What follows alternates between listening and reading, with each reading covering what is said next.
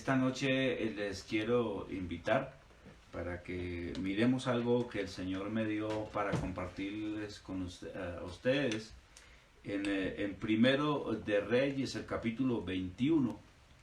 Y a partir del verso 1 vamos a mirar un resumen de una historia, algo que pasó por allí.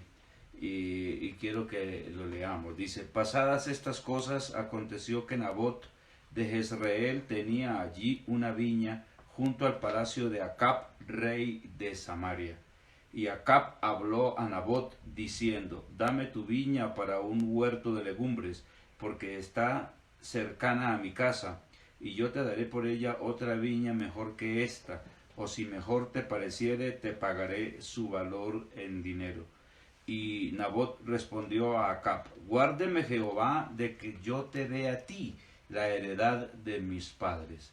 Y vino Acab a su casa triste y enojado por la palabra que Nabot de Jezreel le había respondido, diciendo: no te daré la heredad de mis padres. Y se acostó en su cama y volvió su rostro y no comió. Esto es una historia que ir a mí para decirles algo en esta noche. Y es el hecho o la importancia mejor de cuidar lo que Dios nos da a nosotros. Y lo que Dios nos ha dado a nosotros son cosas demasiado grandes, muy grandes. Dios es grande y como tal nos da cosas grandes a nosotros, a sus hijos. Y quiero referirme esta noche a la actitud de este hombre, aunque después seguimos la historia y usted se va a dar cuenta que le pusieron 2 testigos falsos para que lo acusaran de haber blasfemado contra Dios, y aquel hombre perverso, Acab, rey de Israel, y su esposa, que era peor que él, que era Jezabel, se unieron, se confabularon y arengaron al pueblo para que le lapidaran. Y finalmente usted va a mirar allí que Nabot entrega su vida, pero no salió de la heredad de sus padres. Se la tuvieron que robar, pero él no la entregó. Vilmente. Esta es la importancia de nosotros valorar lo que Dios nos ha dado. Aquel hombre dijo: guárdeme Jehová de saber la heredad de mis padres, porque sabía que allí había bendición del Señor. Y eso no era negociable, bajo ningún punto de vista. Nabot entonces prefiere morir que salir de lo que Dios le ha entregado por medio de sus padres, su familia. Y yo quiero referirme esta noche a esto porque en nuestras congregaciones, antes de estar encerrados, estuvimos disfrutando de las bendiciones del Señor, y a veces cuando está uno reunido con los hermanos, como que no es muy consciente de lo que Dios nos ha dado a nosotros. Y quiero referirme a algo también relacionado con esta historia. Quiero mostrarles algo que sucedió en Jueces capítulo 7, el verso 22, que sucedió una batalla allí, pero hay algo muy significativo en el verso 22. Jueces 7, 22, dice la palabra del Señor de la siguiente manera: y los 300 tocaban las trompetas, dice, y Jehová puso la espada de cada uno contra su compañero en todo el campamento, y el ejército huyó hasta Betzita en dirección de Serera y hasta la frontera de Abel Mejola en Tabat. Dios puso la espada de cada uno de esos enemigos de Israel para que se asesinaran, se mataran los unos a otros. En la misma confusión que reinó allí, con esos solo 300 hombres que Dios le dio a Gedeón, allí cundió el pánico entre el ejército enemigo de Israel. Y finalmente dice la Biblia que Jehová tornó la espada contra cada uno de esos israelitas, de esos enemigos de Israel. Y entonces, ¿qué pasó? Entre ellos mismos se mataron. Así de sencillo. el enemigo de nuestras almas, llamado Satanás, nuestro adversario, él usa esas cosas tratando de emular a Dios. Siempre lo ha hecho. Es un imitador falso. Según 2 Corintios capítulo 11 dice la Biblia que él se disfraza. Él se disfraza y trata de emular lo que Dios ha hecho. ¿Y qué hace Satanás? Hace lo contrario en la iglesia. Es decir, en lugar de acabar con los enemigos de Dios, entonces ahora Satanás trata de volver la espada de cada uno de los compañeros, de cada uno de los hermanos, un hermano contra otro. Uno que ha sido pastor por varios años, uno ha visto que cuando uno forma comités en las congregaciones, uno observa indefectiblemente que se van generando situaciones entre los mismos líderes. Y uno mira que en la misma congregación se cumple lo que Jesús dijo una vez, que he venido a poner al hermano contra el hermano, dice. Y uno mira todo esto, empieza a notar que los mismos comités empiezan a haber murmuraciones, empieza a haber como incomodidades, el uno me cae mal, el otro también me cae mal, este hermanito que toca guitarra no me cae muy bien, el otro que predica me parece como un poco alzado en ínfulas, ese no me cae bien, y empieza el enemigo a poner la espada del uno contra el otro, tratando de emular la batalla de aquel día con Gedeón. Entonces ahora Satanás es astuto. La Biblia dice que la serpiente era más astuta que todos los animales. Satanás es astuto. Usa esas cosas en contra de nosotros mismos. Y empezamos nosotros en las congregaciones, perdónme la palabra, pero hay chismes a veces que empiezan a generarse por las mismas redes sociales, por estos medios, empieza a haber adversidades entre el uno y el otro, enemistades, pleitos, cosas de eso. El apóstol Pablo, si usted lee 1 Corintios capítulo 6, usted va a mirar que ahí había litigios entre los mismos hermanos. O sea, Satanás sigue en las mismas, y poco a poco eso va sacando a muchos hermanos de la iglesia. Me voy para otra congregación, no quiero tanto problema acá, no, aquí hay mucha dificultad, hay mucho chisme. Yo he visto que el presidente de tal comité está como en enemistad con el otro, y hay unos que están contra el pastor, y el pastor está contra otros, y el enemigo finalmente pone la espada el uno contra el otro para acabar no con los enemigos de Dios, sino con el mismo pueblo de Dios. Quiero decirle una cosa: los templos que por la gracia del Señor tenemos, eso nos lo ha dado Dios. En donde quiera que tú estés, en Tokio, donde la hermana Katiuska, allá en California, donde el hermano Alejandro y todos, todo lo que Dios nos da, Él nos lo da para beneficio de nosotros y para su gloria. Son heredades que el Señor nos da. Y a veces no valoramos eso. A veces nosotros entregamos eso. Lo entregamos tan fácilmente, tan admirable, tan asombrosamente fácil, que preferimos tener un éxodo de la congregación donde nosotros nos reunimos, donde Dios nos puso, para poder ir supuestamente a un lugar donde no hay problemas. ¿Dónde será que no hay problemas? Y finalmente me cae muy mal, esta situación se me hizo aquí insoportable en esta iglesia, para otra congregación, y poco a poco vamos menospreciando lo que Dios nos dio un día. Nabot prefirió morirse y no entregar lo que Dios le había dado. Quiero decirle una cosa. A veces nosotros cuando decimos cosas que después nos pesa. Nosotros mismos, la Biblia dice en Proverbios, ¿por qué pondrás lazo a tus palabras? A veces nosotros mismos nos enredamos. Lo que nosotros decimos, somos esclavos de nuestras mismas palabras. Y ahora que estamos encerrados con nuestras familias, en el caso mío, yo estoy feliz con mi esposa y con mis hijos, que eso es otro mensaje, otra enseñanza que pienso compartir con ustedes relacionado con la familia. Pero esta noche quiero que nos enfoquemos en lo que Dios nos ha dado en cuanto a reunirnos los hermanos juntos y en armonía. ¿A quién le va a gustar? A muchos dirán, no, aquí como predicamos ahora día, en cualquier lugar está el Señor. Pero hay algo que no podemos ignorar. Nos hacen falta nuestros hermanos.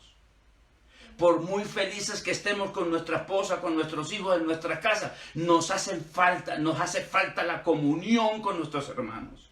Hubo un hombre, un adorador de Dios, que entró en mucha tristeza, en melancolía, podríamos decirlo.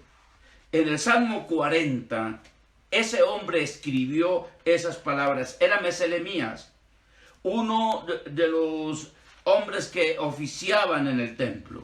Era un músico. Meselemías era un músico, era un adorador, era un hombre que alababa a Dios. Y él añora, evoca su pasado con una tristeza que usted lo va a mirar en el Salmo 42. En el Salmo 42 él empezó a decir esto. Dice, como el ciervo brama por las corrientes de las aguas, así clama por ti, oh Dios, el alma mía. Mi alma tiene sed de Dios, del Dios vivo. ¿Cuándo vendré y me presentaré delante de Dios? Fueron mis lágrimas y mi pan de día y de noche, mientras me dicen todos los días, ¿dónde está tu Dios? Me acuerdo, aquí viene la melancolía que él siente, la nostalgia. Dice, me acuerdo de estas cosas y derramo mi alma dentro de mí, de cómo yo fui con la multitud y la conduje hasta la casa de Dios, entre voces de alegría y de alabanza del pueblo en fiesta. Es porque Dios bendice cuando la iglesia está reunida. Dios derrama bendición allí. Recuerda el Salmo 133. Cómo la Biblia dice que allí envía Jehová bendición y vida eterna. No podemos entonces sacar premisas equivocadas bajo la bandera de que me hicieron daño, me hicieron esto, me hicieron aquello, por lo tanto estoy resentido, yo no quiero volver allá. No podemos. Un verdadero hijo de Dios le hace falta la congregación, le hace falta sus hermanos, le hace falta su pastor, porque no es lo mismo que el pastor le esté transmitiendo un mensaje por medio de un canal de televisión o de un medio de estos. No es lo mismo que usted estar en la iglesia abrazando a su pastor, sentir el calor, como Juan se le recostaba en el regazo a Jesús y lo abrazaba. No es lo mismo. No me venga a decir que es lo mismo. Es importantísimo la comunión con nuestros hermanos. Mirar cómo los niños juegan, mirar cómo los niños cantan en la escuela dominical, cuando pasan al frente a dar sus textos, cuando los hermanos se ponen de pies en las bancas en la dominical y dan sus textos, su lluvia de versículos, cuando escuchamos los hermanos allá cantando las alabanzas que suben los que apoyan las voces, el pianista, el guitarrista y el bajista, y aunque haya huya y todo, estamos felices todos ahí en coinonía. No es lo mismo comerse un plato en un restaurante que estar en la iglesia disfrutando con varios hermanos. Así la comida no sea de la calidad de los restaurantes que visitamos afuera. Pero eso es coinonía, eso es comunión. Porque allí envía Jehová bendición y vida eterna. Eso, aunque tú digas que no, te hace falta. Te causa una nostalgia. Y Dios permitió todo esto, este encierro, para que valoráramos eso. para que ahora que vamos a volver a nuestros pueblos, a nuestros templos, nosotros no nos dejemos engañar. Y cuando el enemigo ponga la espada del uno contra el otro, digamos al Señor que lo reprenda en el nombre del Señor Jesucristo, para que todos estemos en comunión, abrazándonos, vamos a estar contentos. Y como les dije ahora días, me llamaron varios pastores diciéndome: hermano Harvey, ¿usted cree que ahora que volvamos a los templos vamos a encontrar los templos vacíos? Yo le dije: se equivocan. Lean Marcos capítulo 5 y se va a dar cuenta que el Señor, cuando la gente se daba cuenta dónde estaba el Señor, allí acudían, y la Biblia dice que ni la multitud cabía en las puertas.